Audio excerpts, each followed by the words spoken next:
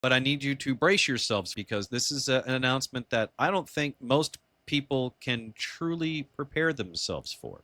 A new best place to have herpes has been named. Finally? I mean, I didn't know there was a good place to have herpes. I just assumed they were all bad. I assumed it was Texas State and San Marcos, but, you know. Is it sad, though, when I first saw the headline, best place to have herpes, I wondered, is there another spot on the body besides, you know, the groin and the mouth? Like, do you want fingertip herpes? Oh. I don't really want eye herpes. Do you want nipple herpes? I mean, there's all sorts of locations on the body where you don't want herpes. And honestly, you don't want herpes anywhere.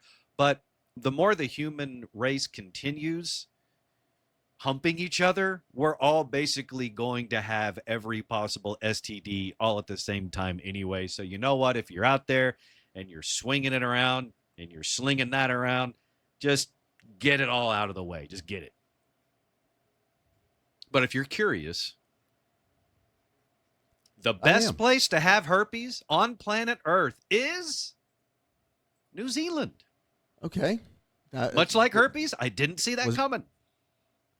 I didn't. Yeah, that's and that's here's surprising. the thing. It's self-admitted.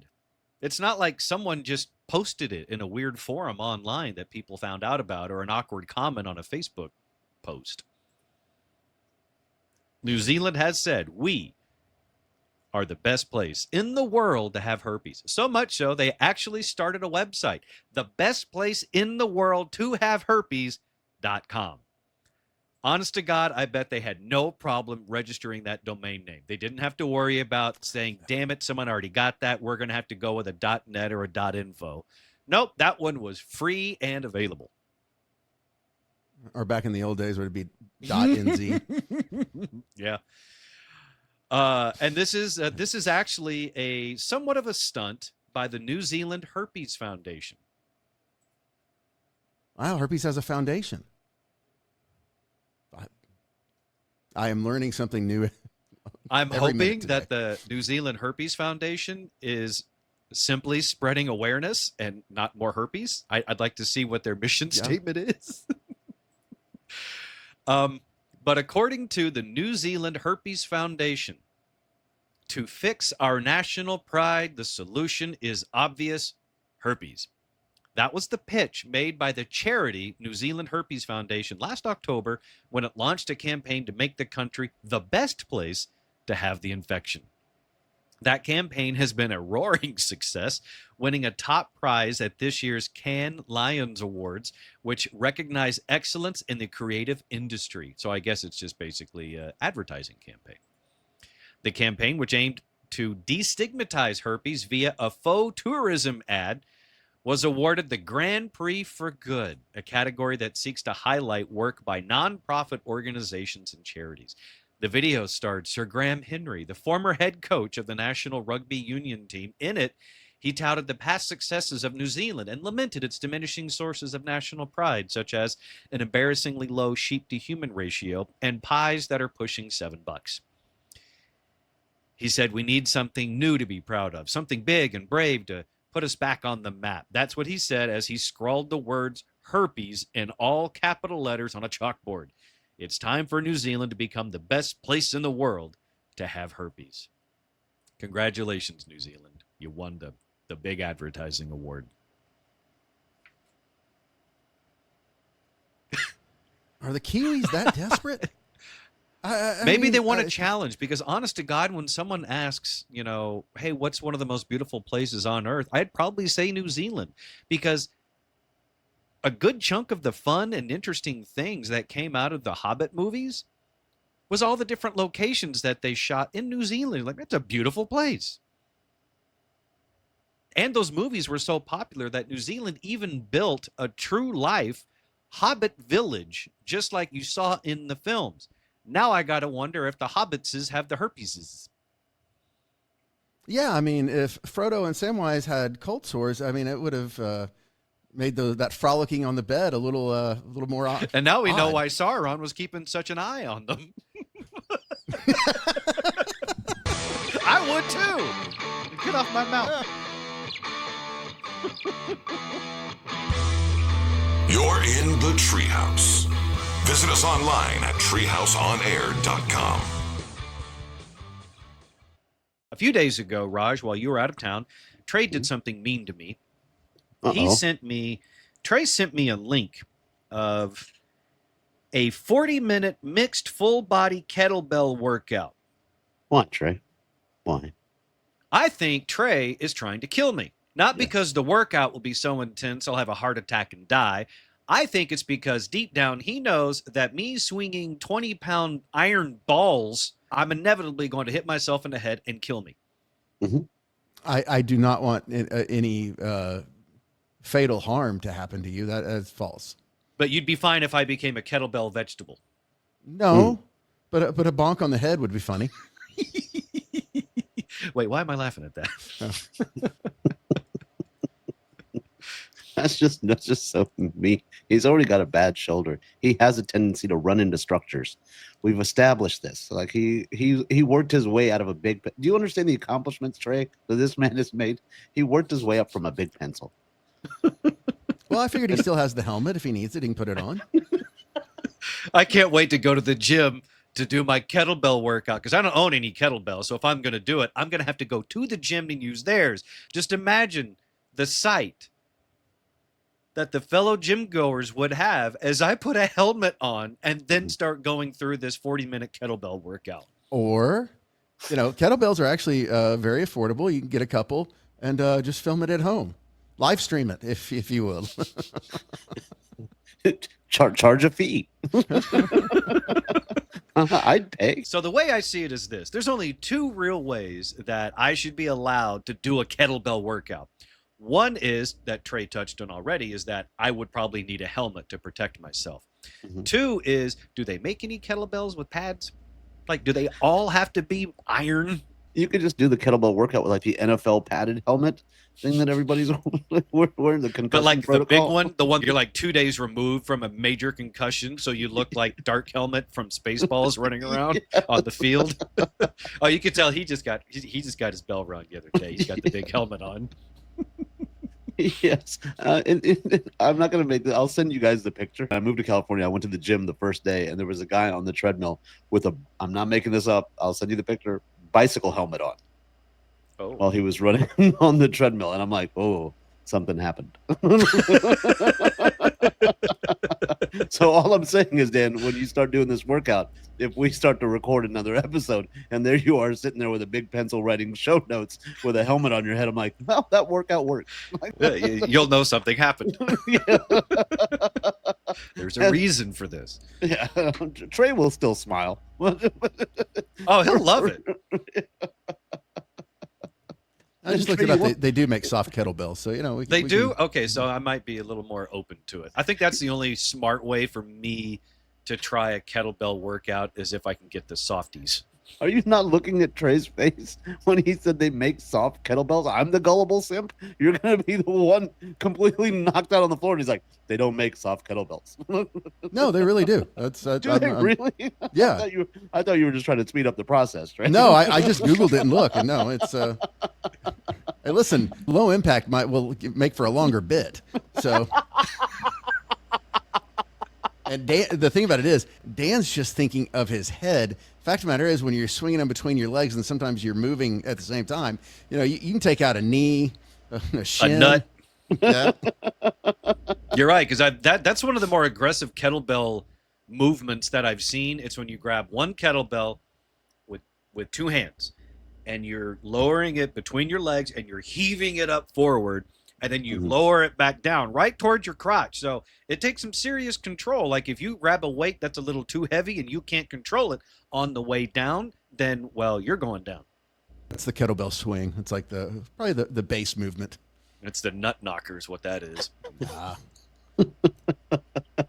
That's how you differentiate between somebody who's actually trying to work out or who has a resolution for the year, like you're like, or that someone who can't afford a vasectomy. This movement's called the sterilizer. We're gonna work out your shoulders and no future children. That's what we're gonna do. Just imagine that meeting with a personal trainer. Be like, okay, welcome into the gym, sir. What are your goals? To never have kids. I got you. I mean, you got two options: kettlebell workout or an ice protest.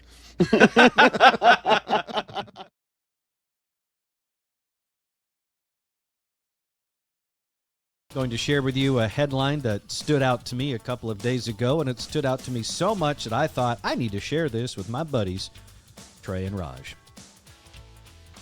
Open ocean swimming has many health benefits and some risks. You don't say.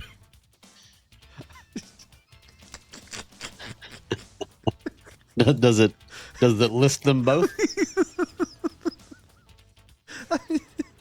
I'm sorry. I mean, yeah. I mean, look, we deal with ridiculous and stupid every day. And for some reason, that headline just hit me on a whole new level. Open ocean swimming has many health benefits and some risks. Yeah, there's an editor that let that go to print. Just FYI, there's a, you know what, you might be onto something. You know what? I give him credit because it got my attention. It piqued my curiosity, and I want to know more. Yeah. After we hike Everest, let's go do open ocean swimming. You're right, Glenn. Let's do it. The new white people sport taking the white community by storm.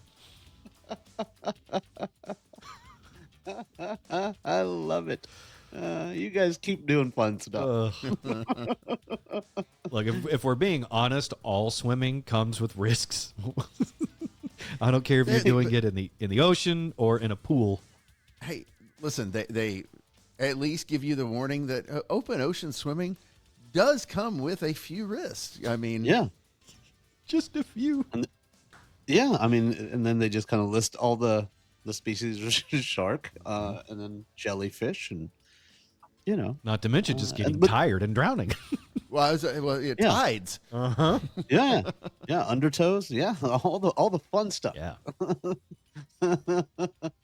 And then what are the health benefits? Can we adrenaline pumping? Fear? What does fear do for your that'll eliminate your sciatica, Trey. That's true. For sure. This might be a cure for your sciatica, Trey. We found it. We found the cure for your sciatica. Open ocean swimming, although you might drown. But then then you don't have to worry about your sciatica. See, there you go. Dennis Crean is a businessman and longtime swimming coach. He's pursued his passion for open water swimming in just about every kind of waterway. He's overcome headwinds at Lake George in upstate New York, traversed the Tampa Bay, and negotiated tricky conditions during a 28-mile marathon swim around Manhattan. Wow.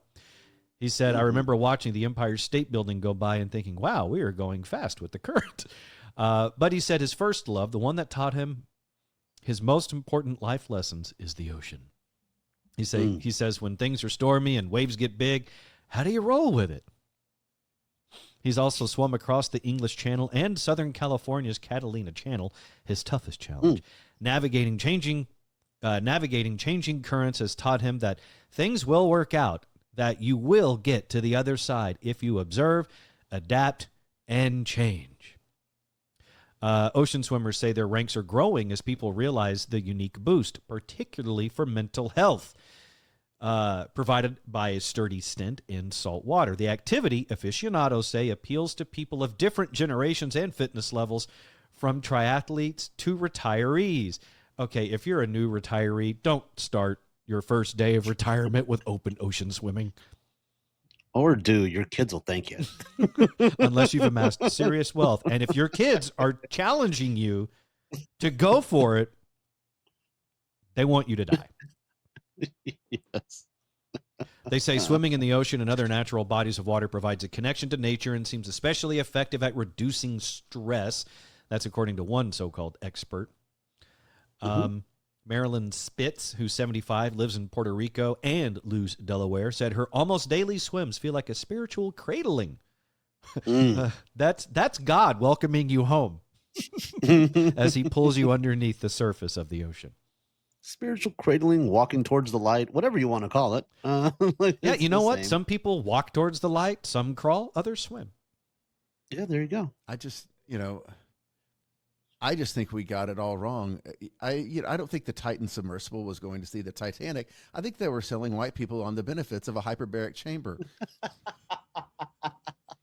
It's really good for your skin. Look, Feel the pressure. Yeah.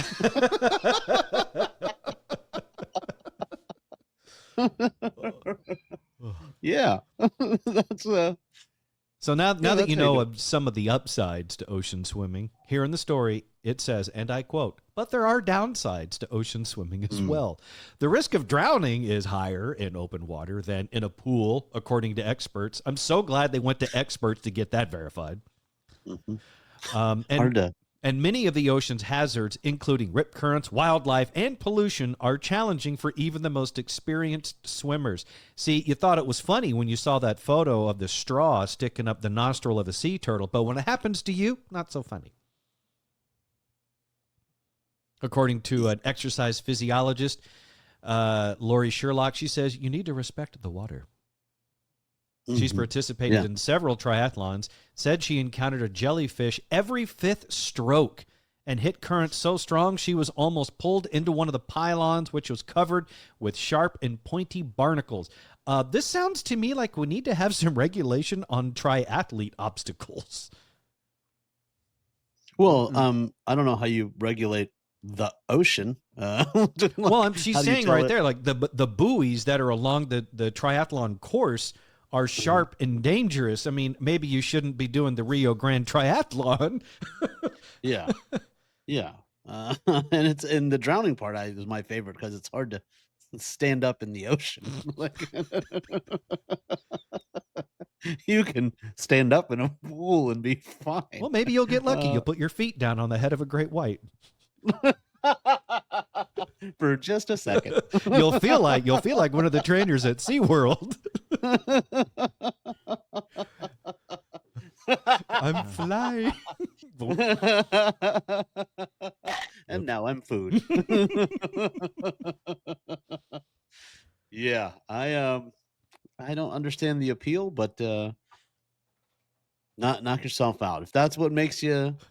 They actually say that in the story. Happy. Don't knock yourself out while Yes. open ocean swimming. A circle of life. Yes. That should be the name of the triathlon we should sponsor. The circle of life and the circle of stupid, and then this is the Venn diagram of the two intersections.